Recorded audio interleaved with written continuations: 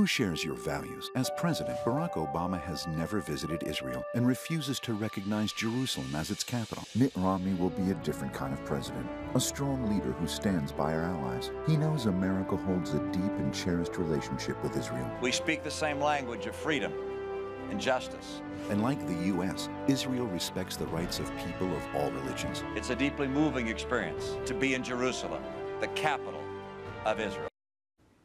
Now, that news spot you saw there from the Romney campaign highlights the candidate's recent trip to Israel and his plans to move the U.S. Embassy from its current location in Tel Aviv to Jerusalem.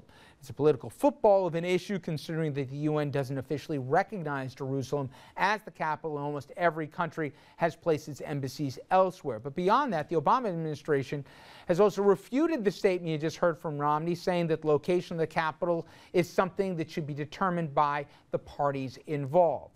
Now, while there, Romney stirred the pot further by saying that culture, the reason that Israel more economically advanced than the Palestinian territories, and he seemed to express support for Israel taking unilateral action against Iran if necessary. Now, while in Israel, one of Romney's top foreign policy advisors said, quote, "If Israel has to take action on its own in order to stop Iran from developing that capability, the governor would respect that decision." No option should be excluded. We recognize Israel's right to defend itself and that it is right for America to stand with you.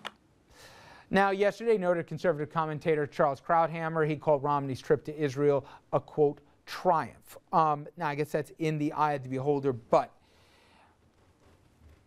as it relates to, obviously, a large part of your constituency here paying very close attention to this issue. If you listen to Romney, you listen to others, Obama has not been a good friend to Israel because he hasn't stood by them unilaterally and taken unqualified support. Is that a fair criticism of the president? No, I think it's an unfair criticism. I think that, look, there have been statements that Obama's made that I think have been unfortunate, and I've said that.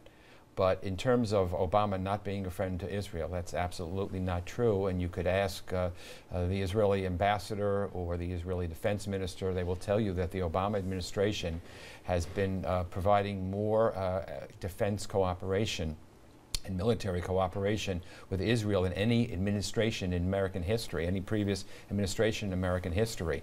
The Iron Dome, protecting Israel from these missiles and everything else. There has never been better coordination between the U.S. and Israel on these matters that count, and this is what counts. In the United Nations, the Obama administration's been defending Israel, preventing the Palestinians from unilaterally declaring a state, and in fact, we said we would veto the resolution if it passed the Security Council, and we made it so that it didn't even pass the Security Council. They didn't have the 9 votes, and they never brought it up, and there was a lot of Obama's people behind the scenes twisting arms and working hard. Let me ask you a broader question, because there is the impression from the Romney camp and from other conservatives to say, given Israel's proximity of basically trouble to all directions, no sitting U.S. American president should really say anything ever critical of the country, whether it's on the issues of settlements or on policy regarding Iran or otherwise.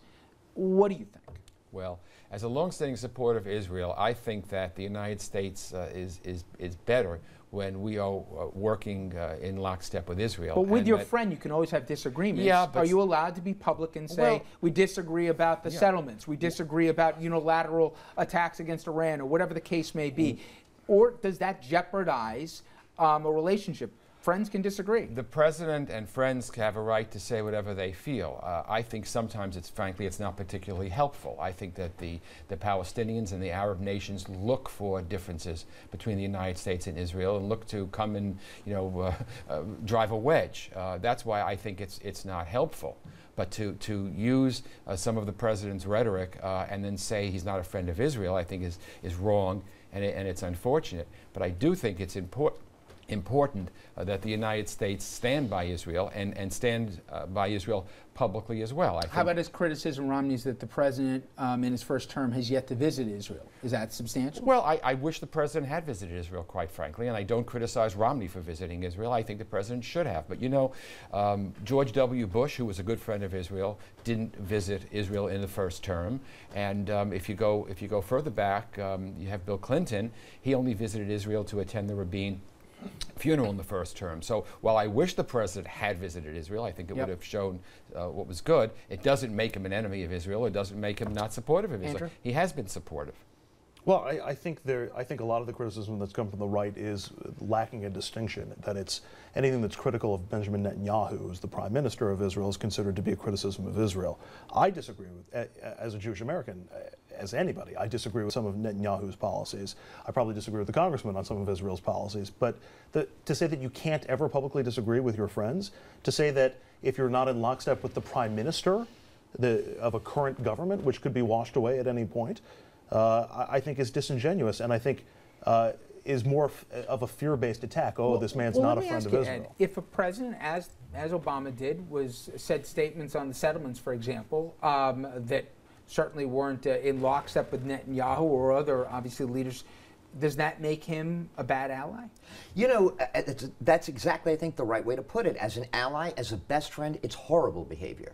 I have 50, 60 friends come over on the weekend. We're having a barbecue. They're all my friends. My best friends, the ones that really need me and the ones that I really need, we have a special relationship. So when we go outside and start talking to people, sure, I'm going to have differences and I may have a real disagreement, but I'm not going to feed our enemies anything when it comes to one of my best and most strategic friends. Friendships are not all equal. Yeah, what I don't understand about that argument is that, see, what we're really talking about is perception.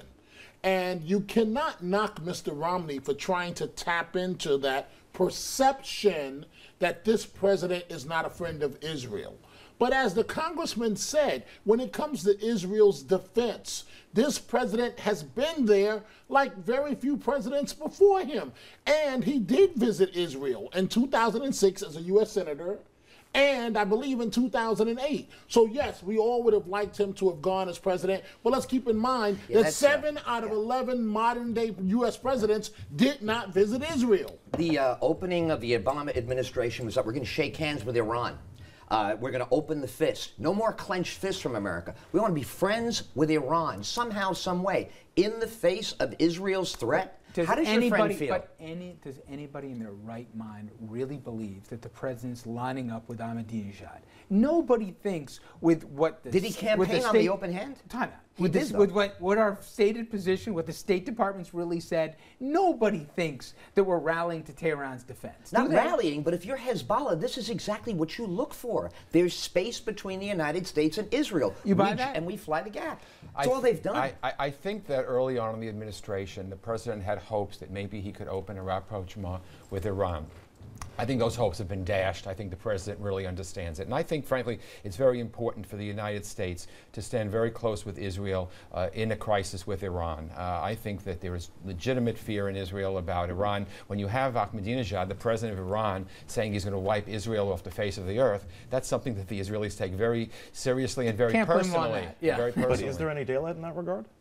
Well, I think you have to take him for what he says, and I think that Israel has said, and I think they're right about it. While the United States is a loyal and trusted ally, and we have been a loyal and trusted ally, that they want Israel has never asked another country to take care of its own defense needs, and Israel doesn't want to rely on the largesse of the United States to make sure that Iran doesn't develop a nuclear bomb. By the way, I think it's just as important for us as it is for the Israelis, that Iran not be allowed to develop a nuclear bomb. And I think all options need to be on the table. We are going to jump to a break. When we come back, well, we got the congressman. We want to get into a couple of hot button issues facing our region, from crumbling infrastructure, thousands of bridges across the country when it comes to braking. But you got the Tappan Zee in our neck of the woods here with a big price tag and also a big toll fare. We'll talk about that, as well as other issues facing both the Empire State and our region. Stay with us, everybody. We'll get into that. And later, we're going to turn to the issue of sports betting. We'll open up our phone lines about it, too. State of New Jersey being sued by the NFL, Major League Baseball, and a whole bunch of others over sports betting in New Jersey. We're asking you at home to sound off on that, and you see our toll-free number. Get on the phone lines if you're not already. We'll be right back.